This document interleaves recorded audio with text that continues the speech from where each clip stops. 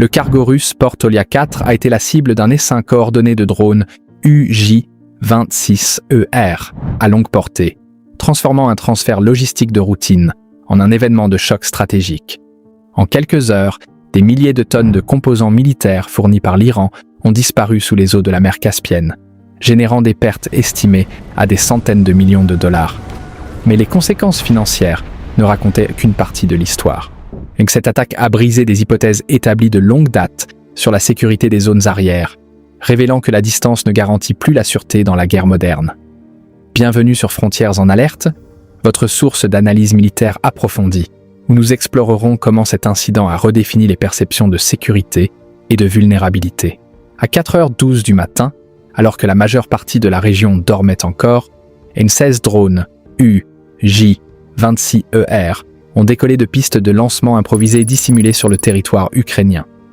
Il n'y eut ni lumière vive, ni moteur rugissant, ni compte à rebours dramatique, seulement de brèves rafales de bruit mécanique, rapidement absorbées par l'air froid du matin. Chaque drone transportait une ogive de 35 kg, pas assez grande pour ressembler à un missile, mais suffisamment puissante pour percer l'acier. Leur départ fut rapide, discipliné, presque clinique. C'est l'un après l'autre, les aéronefs accélérèrent dans l'obscurité, disparaissant en quelques secondes des systèmes d'alerte précoce. Rien d'inhabituel n'apparut. Pas de pic radar, pas de signature évidente, juste de petites cellules composites entrant dans un long profil de vol silencieux. Ce n'était ni une patrouille, ni une mission de reconnaissance. C'était une opération mesurée en heures, repoussant les limites d'endurance de la plateforme UJ-26ER. C'est un trajet aérien s'étendant bien au-delà de ce que la plupart des défenses classent comme une menace immédiate.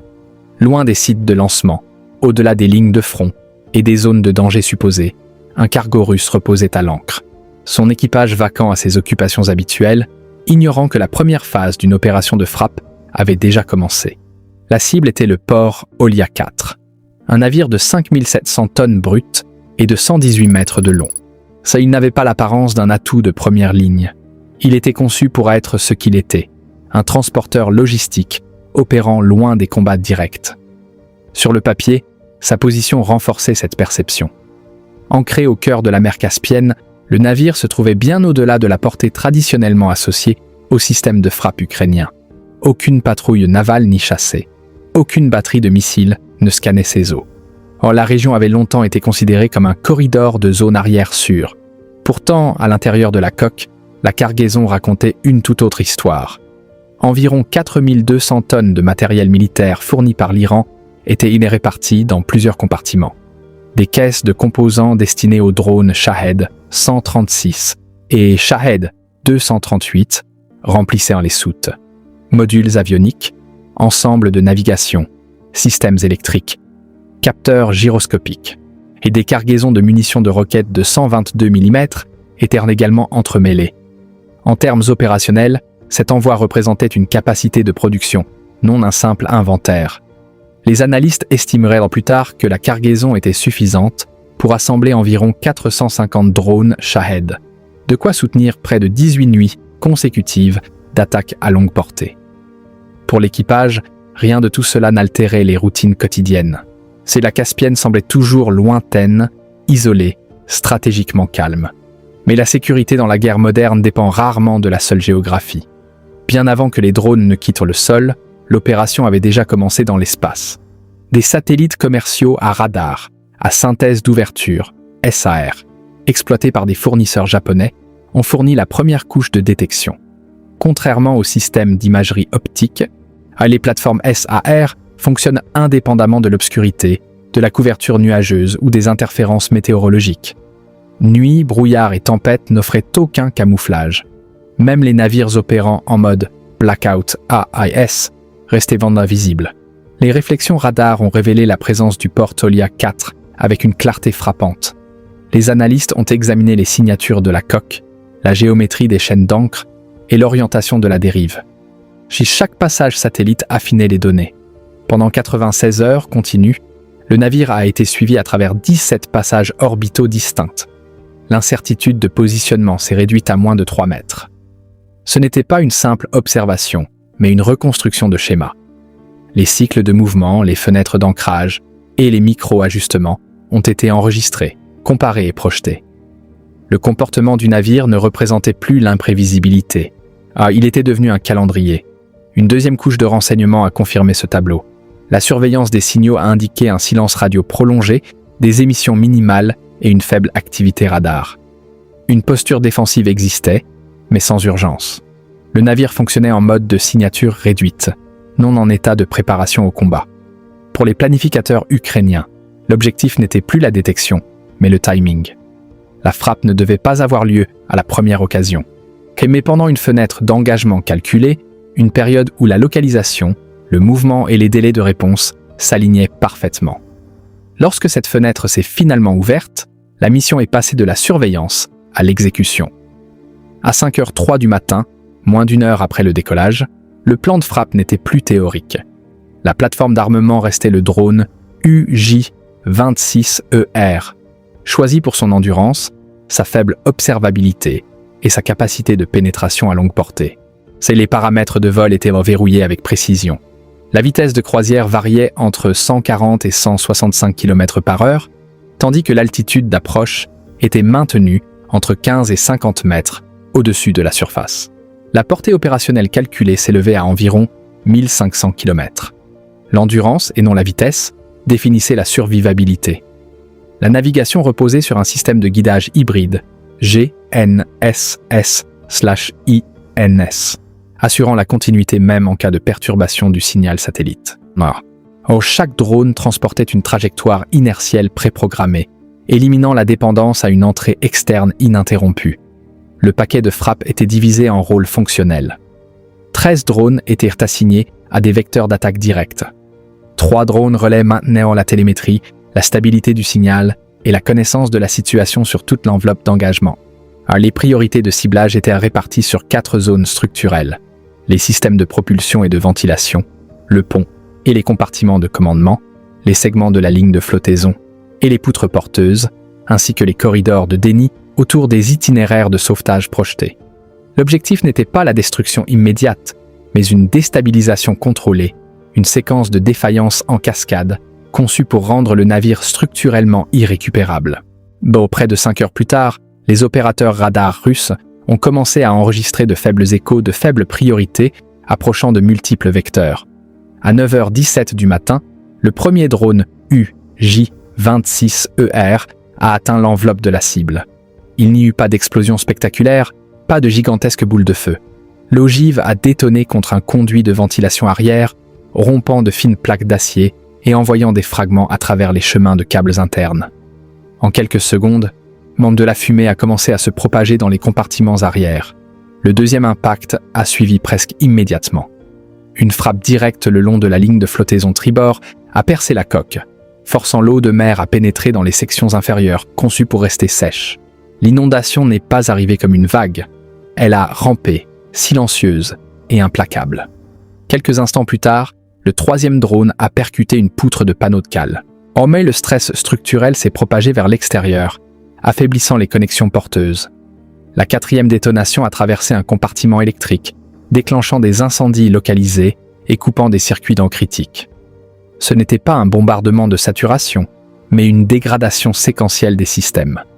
En moins de 4 minutes et 38 secondes, 3 systèmes essentiels ont commencé à défaillir. L'alimentation électrique principale, les circuits de contrôle des avaries et la synchronisation des pompes. Les alarmes se sont activées à travers le navire. Des protocoles d'urgence ont été initiés, mais les délais de réponse s'effondraient pas déjà. À l'intérieur de la coque, les effets se sont aggravés. L'instabilité électrique a réduit la capacité de lutte contre l'incendie. L'inondation a augmenté la pression dans les compartiments. La chaleur et la fumée ont compliqué les déplacements internes. Sur la passerelle, les indicateurs d'avertissement se sont multipliés. Ce qui apparaissait initialement comme des dommages isolés évoluait rapidement en un événement de défaillance en cascade, que les procédures d'urgence maritime standard n'avaient jamais été conçues pour contenir. Alors que les signaux d'urgence se propagèrent, les autorités portuaires ont réagi conformément aux procédures établies. Des remorqueurs et une vedette de patrouille ont été dépêchés vers le port Olia 4, se déplaçant pour stabiliser le navire et soutenir les efforts de contrôle des avaries. Mais les drones attendaient déjà. 2 unités UJ-26ER, assignés à des rôles de diversion, ont exécuté leur phase programmée. Leur cible n'était maintenant pas les navires de sauvetage eux-mêmes, mais les corridors d'accès entourant le navire en détresse. Des détonations ont éclaté sur les voies d'approche projetées. Des ondes de choc ont déferlé sur la surface de l'eau, générant des débris, c'est des embruns et des zones d'instabilité en expansion. L'effet fut immédiat. Les équipes de sauvetage ont été contraintes de ralentir, de réévaluer leur trajectoire et de maintenir leur distance. Ce n'était pas une attaque contre les intervenants, mais un déni de proximité. Chaque seconde portait désormais des conséquences structurelles. L'inondation se poursuivait sans contrôle. Les incendies se propageaient à travers les compartiments compromis. Or, les systèmes internes se détérioraient sans intervention extérieure. Ce retard s'est avéré décisif. Environ 11 minutes critiques ont été perdues. Une fenêtre de temps qui, dans les urgences maritimes impliquant des brèches de coque, détermine souvent la survie ou l'abandon. À l'intérieur du navire, les marges de stabilité se sont rapidement réduites. Les angles de gîte ont augmenté. Les performances des pompes se sont dégradées. La chaleur et la fumée ont intensifié le chaos opérationnel. Aussi, les décisions de commandement sont passées du confinement à l'évacuation. Les membres de l'équipage ont abandonné le navire alors que les canaux de sauvetage touchaient l'eau, laissant derrière eux un bâtiment qui ne luttait plus pour se rétablir, mais glissait irréversiblement vers la défaillance structurelle. À 10h42 du matin, la phase d'attaque était terminée. Aucun drone supplémentaire n'était nécessaire. Mais la destruction suivait désormais les lois de la physique plutôt que de nouvelles frappes. À l'intérieur de la coque, l'inondation se propageait en cascade à travers les compartiments interconnectés. La pression de l'eau augmentait le long des sections compromises du côté tribord. Ce qui avait commencé comme des brèches localisées a évolué en une instabilité systémique. L'angle de gîte a grimpé régulièrement de 9,6 degrés à 14,3 degrés, puis au-delà de 21 degrés. Chaque changement amplifiait le stress structurel. Or, les hypothèses de ballast interne s'effondraient. Les seuils de stabilisation étaient dépassés.